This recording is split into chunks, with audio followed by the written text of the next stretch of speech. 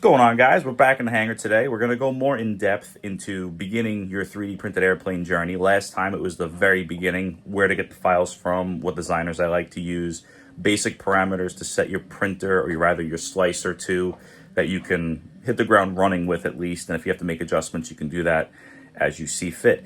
Today we're going to go over orienting parts in your slicer. More times than not, you don't have to, because a lot of the designers like Kyle, they have everything oriented where you just push print with the parameter set and you're golden.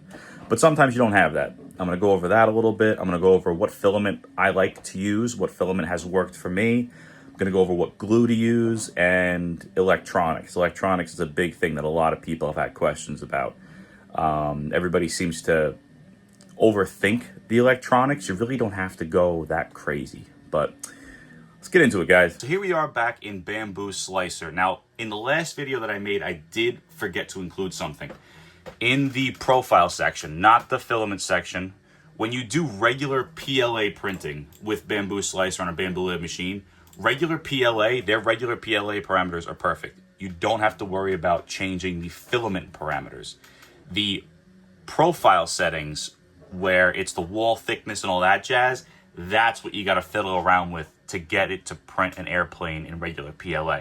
So just like last time, I'm going to scroll through this, and you guys can go through it on your slicer and just use this as a baseline to go off of. If you have to make adjustments as necessary, make adjustments, but at least this way you have a foundation to hit the ground running and not have to worry about starting from ground zero. Like years ago, I had to start from ground zero and shit sucks.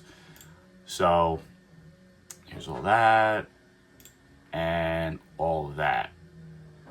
So that's that for the regular PLA plane profile. Now we're going to get into what I actually took you guys over here for. Orientation of these parts. Now, like I said, these designers 9 times out of 10 are going to orient these parts perfect. So I could just select my profile, select my filament profile. This thing's on the build plate as it sits. Hit slice plate, send it to the printer, and it's going. No problem. But there are those off chances where designers will send you parts that are not oriented properly. So I'm going to show you something right here quick. Technically speaking, right, it's on its side. It technically would print like this because there is a flat surface in contact with the build plate. So this would stick to the build plate. The issue you're going to run into is you have you have 3 cantilevers here. What do I mean by a cantilever? I mean you have open space underneath where the printer has to print. You can't print over thin air. You need support. You need some kind of a scaffolding. So that means you're going to be wasting more material, more time, and it's more cleanup. So it's a lot of common sense. You got to look at this and think, what's going to be the most efficient way for me to print this without having to worry about wasting material, time, or cleanup. So when it's oriented like this, you just, no. Like this, it makes more sense. You have a larger surface area in contact with the build plate. You have 0 cantilevers. Everything has something to print on top of. And it's the way the designer sent it. This is just for that 1 out of 9 chance that you have to worry about something getting sent to you without it being oriented properly. Now I'm going to talk about filament. I'm going to touch on this. Currently, I am super biased to Bamboo Lib. Say what you will about that. Whatever it is, call it sacrilege. I know there's going to be some people that are going to be like, oh, it's so expensive. I used to use Hatchbox. I used to use Overture. I used to use all the different brands of filament. I just have had the most success with Bamboo Lib PLA on Bamboo Lib machines. Plus, if you buy 4, you get a huge discount. So that's just, it makes the most sense for me and my needs, because I'm running through this stuff like crazy. Like this roll, I just put this roll on there. I'm already halfway through it on the A1. That was a brand new roll of LW PLA not too long ago. I'm already chewing through this thing like nothing. So currently Bamboo Lib PLA is my go-to. But if you're just starting out and you're looking for a budget-friendly filament, Overture, at least the last time I checked, Overture, Hatchbox, those are all really good names in, at least that I've used in filament. And another reason why I love Bamboo Lib filament is because the spools are all reusable. There's a little cardboard tube in here, kind of like a toilet paper tube. You just twist these 2 halves apart and you put the refill right onto that spool. So it's very little waste going to the landfills.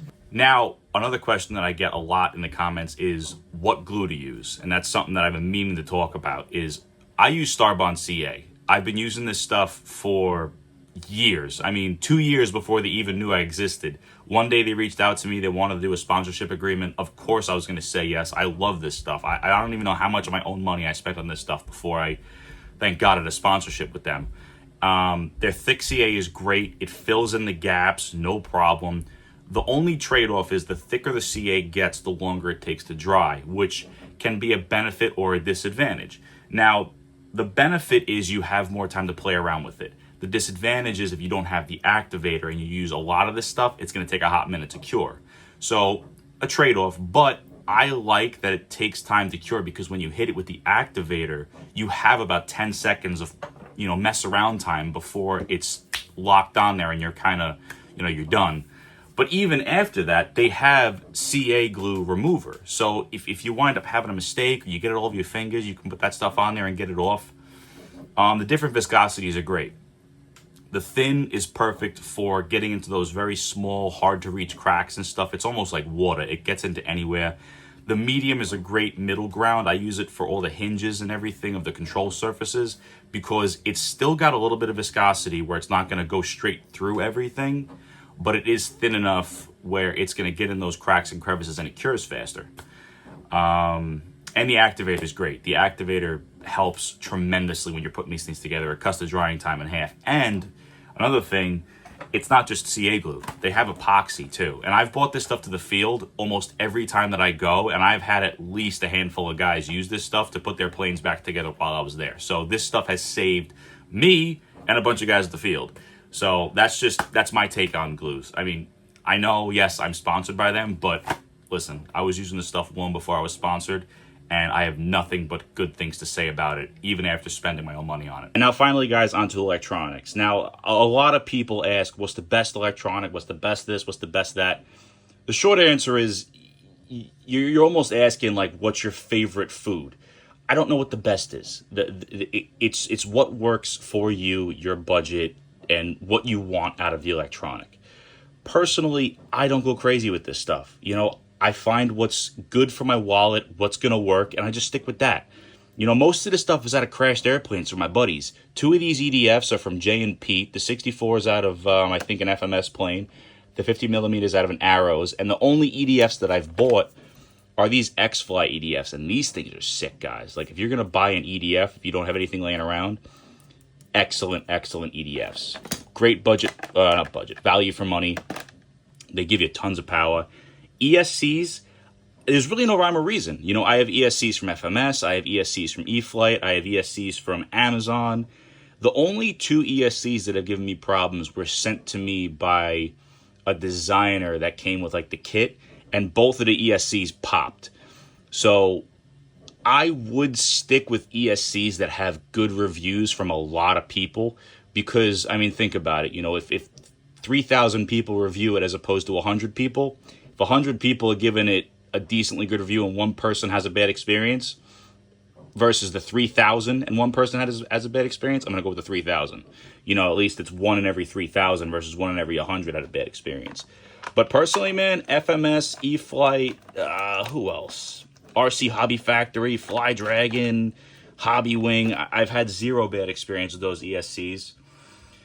Motor-wise, you really can't go wrong, man. Like, these are from AliExpress, Hobby King, again, FMS, Retracts. These are all out of crashed airplanes, servos. Most of them are out of crashed airplanes. The only servos that I've purchased are AGF RC. These are something that I actually stumbled across by accident, and these things are amazing.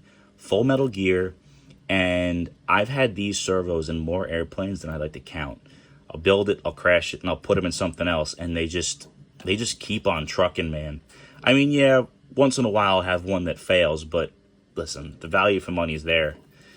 And yeah, that's pretty much it, guys. So yeah, guys, that pretty much wraps up everything. That wraps up orientation, the regular PLA profile that I forgot to show you guys, glue, electronics, filament.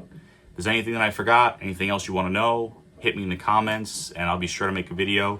Next video is probably gonna, I got a print finishing right now actually. Next video is gonna be on the little, I guess the finesse or the stuff that you're gonna pick up over time of building. So I'll touch on that in the next video. But until then, I will see you next time, and thanks for watching.